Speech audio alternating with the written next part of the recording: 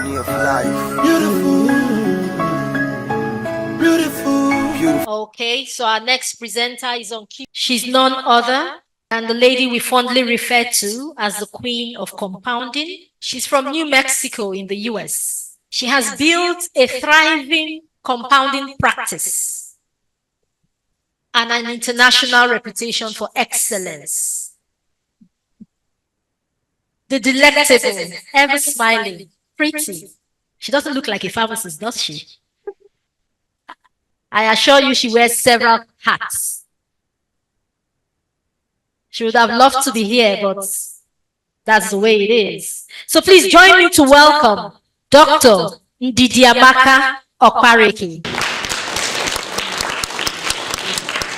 as she speaks on audacity of a retail compounding pharmacist. You have the floor, Ndidi. Thank you. Hi, friends. QOC here, Queen of Compounding. If you see me on LinkedIn, you know that that is my general intro to any one of my videos or any one of my posts. So again, hi, friends. QOC here, Queen of Compounding.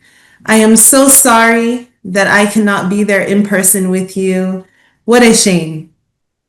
But that's okay. We forge ahead. We march on. I am thankful for this opportunity to present my story to you.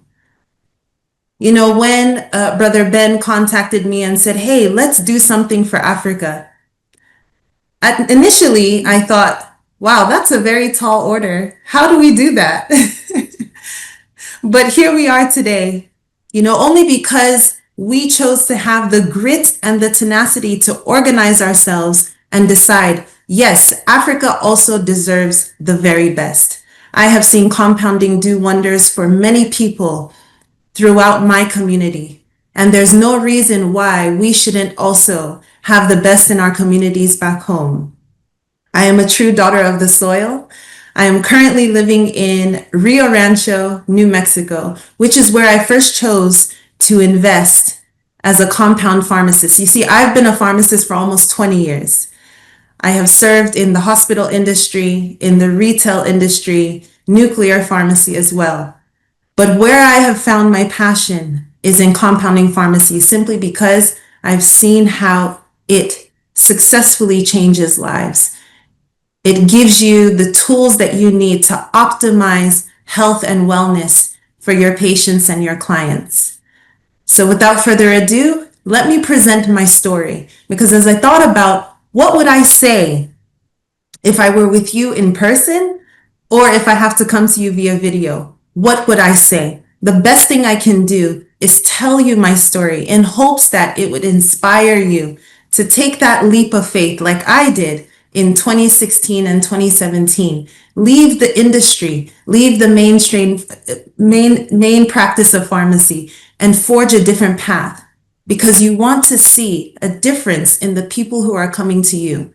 And in order to see that difference, you have to be innovative and creative to give them solutions to the problems that they're facing. The title of my presentation today is Digging the Well Before the Rain. This is my story. You see, I have recently been given this title, the Queen of Compounding. I didn't coin the title myself. It was my community of pharmacists, colleagues who said, you know what? You are definitely deserving of this title, the Queen of Compounding. My best friend, Victoria Adekoya, she told me in 2016, Ndidi, dig a well, and when the rain comes, it will fill it. I'm the daughter of two worlds, friends. I was born here in America. I am a first-generation Nigerian American. My parents came to this country. My father became a satellite engineer, my mother a nurse. My story begins with heritage, faith, and the pursuit of purpose. My roots grounded me in resilience. My journey taught me patience, Ndidi. My calling brought me to selfless service. Now, what sparked all of this? I didn't know that I would become a pharmacist.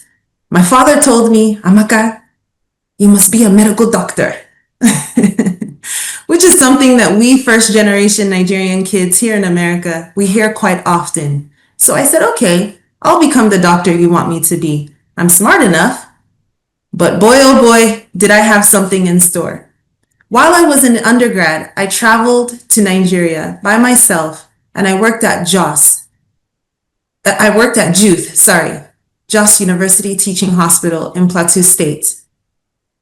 It was there that I saw the realities of medicine, how people did not have access to the care that they needed. I saw so many medical disparities, worked long hours. I got burnt out, friends. I realized that I had to do something different. You see, by nature, I am a creative. I'm an innovator. I'm a visionary. I'm the artist. I'm the dancer, the painter, the singer, the storyteller. That's who I truly was at heart. So how could I find a way to merge who I truly am with what my parents wanted me to be? I left JUTH, came back to the United States, and I decided to enroll in the College of Education because I was going to be the best second grade teacher that New Mexico had ever seen. I wanted to inspire, to nurture, and build minds. I wanted to be creative for young children coming up and give them dreams and hopes. But my uncle came from Florida to New Mexico and said, "Hey kid, what are you doing?" I said, "Oh, uncle, I'm going to be a teacher." And he's like, "No, you're not. You are not going to be a teacher. Be a pharmacist like me. And when you finish with pharmacy school, I will pay you a lot of money." You see, money is the key to a lot of people's hearts, including the queen of compounding. So I decided, okay, I'll apply to pharmacy school. Does it allow me to heal and teach at the same time? Yes, it does. I applied to pharmacy school and I matriculated into the University of New Mexico College of Pharmacy in 2004. This is where I began to find my rhythm and my purpose. I graduated with honors in 2008, not just with a degree, but with a vision to bring heart, creativity, and innovation to the field. I wanted to do something new, and perhaps pharmacy was giving me that opportunity. After completing pharmacy school, I worked at the University of New Mexico Children's Hospital. I worked at St. Francis Hospital in South Carolina. I worked at Loveless Women's Hospital and Westside Hospital here in New Mexico. And then I worked at Walmart Pharmacy, which was the key to letting me know that I have an entrepreneurial spirit. And if I am no longer satisfied with the industry and with corporate pharmacy, this was my time to make a turn for the better. So I decided, let's do something different because the pace was so draining. That sparked the burnout that I felt. So after 9 years of serving in traditional pharmacy, I decided, dig a well, and when the rain comes, it will fill it.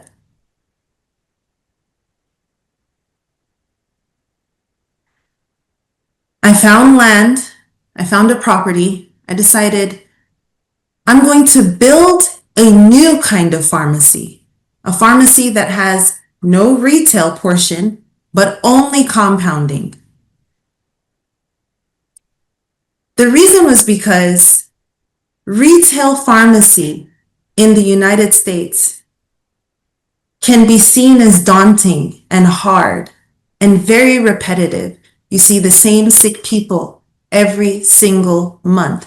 Nothing changes. You dispense the same 10, 15 medications to every patient every single month. I wanted something new. I had never compounded before this. Before 2016, 2017, I had never compounded medication. I had no experience. I don't have an MBA. I've never owned a business, but I took that leap of faith. And this, friends, was the birth of Olive Tree Compounding Pharmacy. This photo here, this is my first location. that I opened in 2017. I wanted my pharmacy to be notable for a place where patients could receive customized, compassionate, and innovative care. A space where pharmacists can think beyond the prescription and we can return to the art and science of creating medicine for people, giving them solutions to heal their bodies and optimize their health.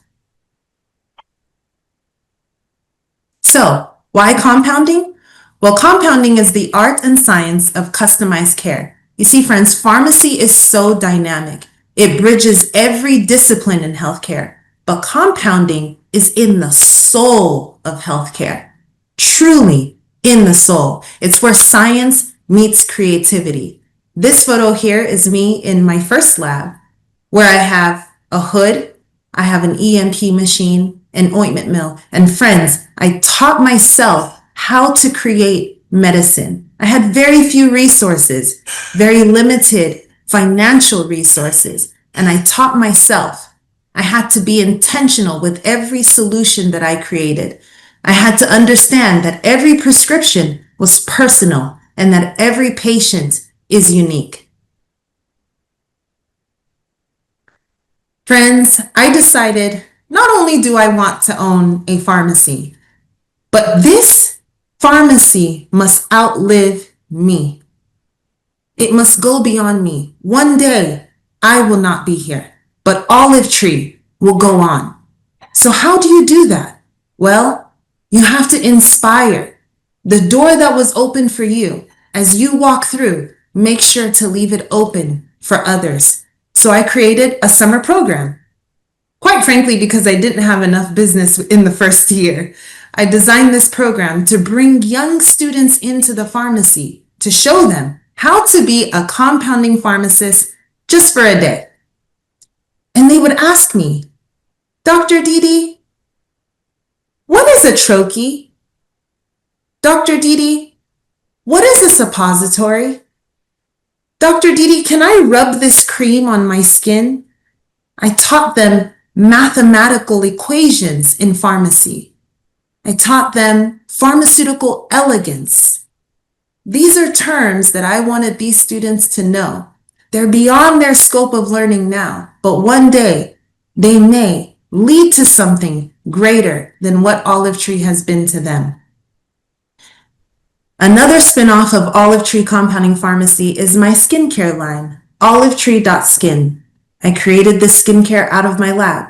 I decided, how can I impact Black and brown beauty around the world? How can I empower us to live in our beauty and be comfortable in our skin? That is why I created my skincare line. Another way I decided to empower my community is, are there other pharmacists who perhaps are thinking of launching into compounding pharmacy, but they don't know how to do it? So I created My Olive Tree School, an online platform where pharmacists can go and learn the art, the science, and the business of compounding pharmacy. To date, pharmacists from California all the way to DC have taken my course, and they are thriving in Houston, in Dallas, in Illinois. Their businesses are thriving because I decided to give myself to the community. Every lesson that I learned as a brand new compounder with no silver spoon, I decided, make it easier for the next pharmacist. It began, friends, as a single vision, and it has now grown into an empire that I am so humbly grateful for. I've been rooted in faith, in servant leadership, and in wellness. My focus is one client, one person, one formulation at a time. This is more than medicine, friends. It's not just a pharmacy. It's a legacy of innovation, of community, of endurance. I've had hardship along the way. I don't want to make it seem as if it's always been beautiful and easy. No, it has taken everything within me to make sure that Olive Tree forges ahead. I don't just fill prescriptions, I fill needs. I don't just follow the system, I reshape it. And we together, we may not be able to be the one that brings the rain, But together, collectively, we can dig the well and wait patiently for the rain. So for every dreamer and every builder out there, if you're tired, if your vision feels delayed, keep digging. Purpose takes time and patience. Rain follows preparation. And when your moment comes, it won't just rain, it will overflow like a tsunami. Thank you. God bless you all. And I hope to see you very, very soon.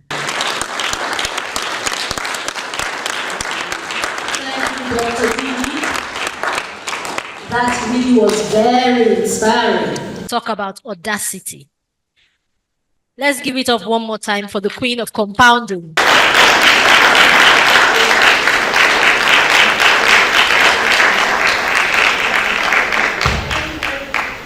One patient at a time, one formulation at a time. And she's transforming one life at a time. Do we have questions for her? The best lessons are learned in stories. And she has spoken to us from the heart. Okay, we have one question there.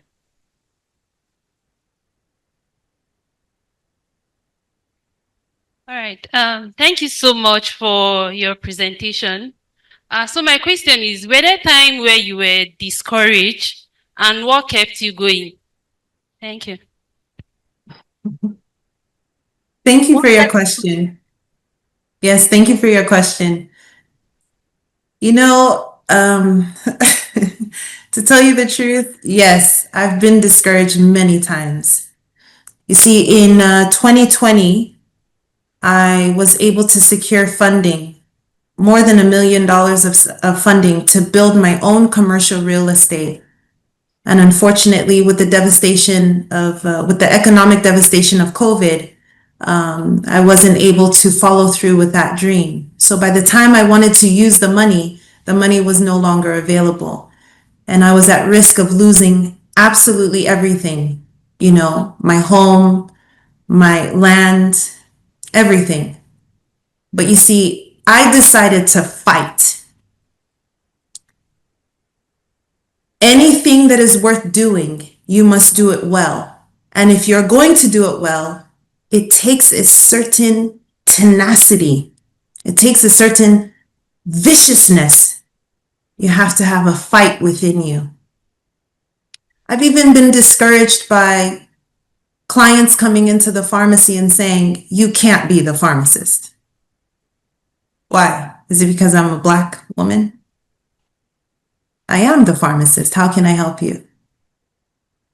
I've been discouraged by not knowing a certain formulation, but you have to have it within you to say, by all means necessary, this must get done. Remember, I started my pharmacy without any experience in compounding whatsoever. And so the first few prescriptions, I said it with my full chest. I will have your medication ready in 24 hours, having absolutely no clue what the medication even was. Because a lot of the prescriptions in compounding pharmacy are different from what you see in retail pharmacy, like low-dose naltrexone. That was actually one of my first clients, and I had no clue what LDN was. But I guaranteed her, I will have your medication within 24 hours. And if you look back on my LinkedIn profile, you'll see that post. So yes, you do face discouragement. But it's not like it is anything extraordinary. It's just the process of life. And you have to determine whether you will stand or fall, sink or swim. Thank you very much, Joe. We must want what we want and pursue what we want. Any other questions or comments from you over there, sir? Okay, I have a question from that table, the strong table. Table of strong men.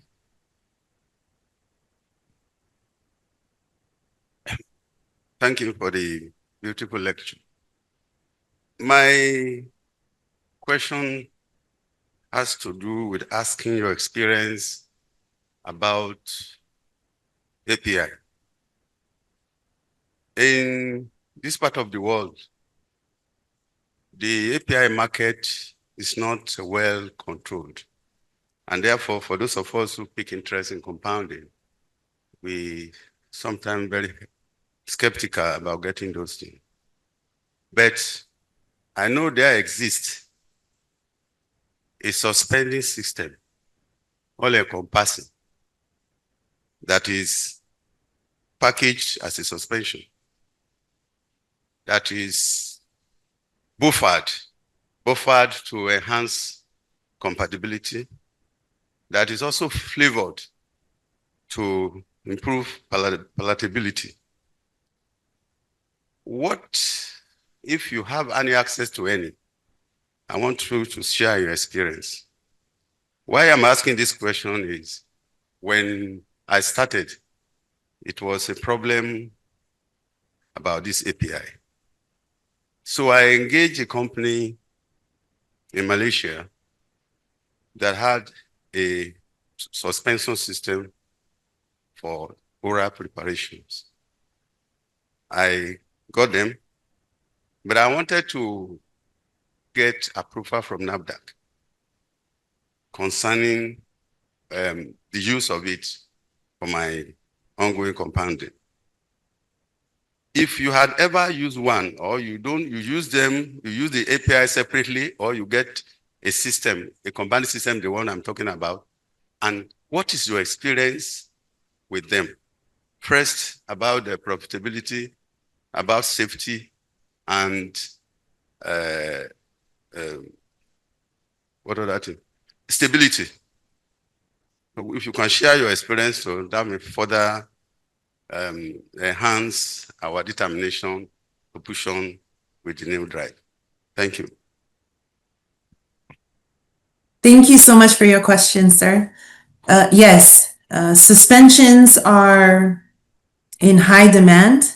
I actually make quite a number of suspensions, not just for human clients, but also for animals, dogs, cats, birds, alligators. I don't know who has an alligator in their backyard, but yes, we do frequently make suspensions. So I would like to address your question very specifically and then more broadly. Specifically, you can actually use individual components to make your own suspension base.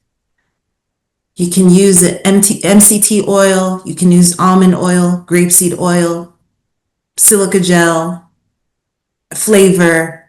There are some specific ingredients that you can use to build your own suspension base, or you can source an already made suspension base from some of the partners that we hope to bring on board. So that's my specific answer. The good thing is that USP already provides some guidelines around safety, maybe around efficacy a little bit, but beyond use states and so on and so forth. So we're glad to have the guidance of USP. Now, to answer your question globally, one of the things that I've discussed with Brother Ben is, from here, we need to build some sort of co-op or coalition so that we can make sure that we source the pertinent ingredients that are needed to effectively compound in a safe and efficacious manner. And we need to secure these ingredients, APIs, bases, for this community so that you don't have to search far and wide. I don't think I've ever called anyone in Malaysia for any ingredients, but we don't want you to have to search far and wide. We want to make sure that everything that you need is within our community. And the hope is that we can do that sooner rather than later and make the process very easy. So I'm sure there may be some NAFDAC officials in the room, but that is a conversation that we would definitely like to have, because when a layman hears the term suspension, it may sound very complicated. But when I hear the term, that's a 5-minute process. You know, it's not complicated, and it doesn't need to be. And so one of the takeaways from being a part of this group that we have formed, this co-op, this coalition, is that these things will come with ease. Thank you very much for that. I see a lot of collaboration, a lot of cooperation. So for those of us that want to go into big-time compounding in our pharmacies, rest assured that your APIs, your bases, will not be difficult to find. I'll take one more comment or question, just one more. Is there anyone? Okay. Good day, everyone. My name is Pharmacist Cecilia Ili. I'm wondering if there is a special technique during compounding that can elongate the shelf life of the compounding product. I ask because at the hospital where I did my internship at Abakaliki, we used to compound for maximum of 14 days, and a presenter here told us about 30 days span. So I'm wondering.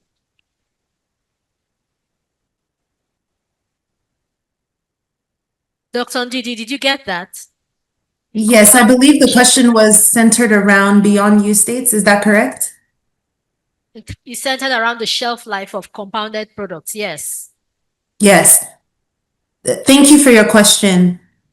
You know, even here in the United States, we adhere to the guidelines of USP, you know, very strictly. You know, so it depends on what you're making. There are some products that will have 180-day BUD. There are some products that will have 14 days. Obviously, it is in our best interest to compound medication that has the longest shelf life for the client to use the medication. And that's the purpose of having different bases, you know, water-based, oil-based. And so really, I think a lot of the BUD assignments of the medication, it's beyond our control. It's not like you can, you know, add certain ingredients to make a compounded medication last for a year on the shelf. We are not manufacturers. We are compounders, you know, and compounding is quite different from manufacturing, you know, whether it's in Africa, in Nigeria, or here in the United States. And so for us as compounders, we do adhere to the strict guidelines of USP, which clearly define what the BUD, the beyond use states, are for products based on what ingredients are included. Okay, thank you very much, Dr. D. Our queen of compounding. Before we let you go, we have a gift for you. We can't fly over to the US to present it to you. However, we'll get it to you. So I'll crave the indulgence of our registrar, our Nigerian Honorable Registrar of the Pharmacists Council, to please make this presentation to Dr. Ndidi. I'll ask Dr. Ben to please step forward to receive it on her behalf. Dr. Ndidi, say good morning to you over there. I stand here on behalf of the group I think you are part of, which is the Global Alliance for Pharmaceutical Compounding for Africa. And this is an award to recognize you as a distinguished speaker in your capacity as the president Olive Tree Compounding Pharmacy, United States of America, and to your person, being Dr. Ndidiamaka Okpareke, in recognition of your outstanding contribution, not just as a speaker, but as the Queen of Compounding.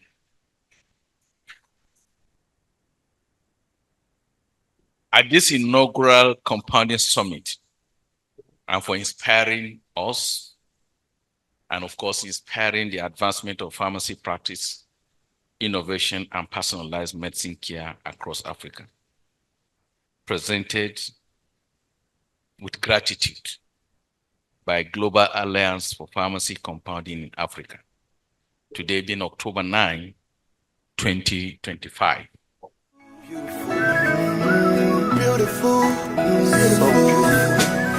Thank you. I'm sure Dr. Bear will bring it to you. Thank you. Thank you, Honorable Regis. By the way, Dr. Ndidiamaka is a co-founder of GAPCA, and she's actually running for United States Federal Congress next year. All right. Yes, and that is actually the reason why it was a bit challenging to be there. So please forgive me. I would have loved to be there in person, but there are some things that need to happen on ground before America lets me loose.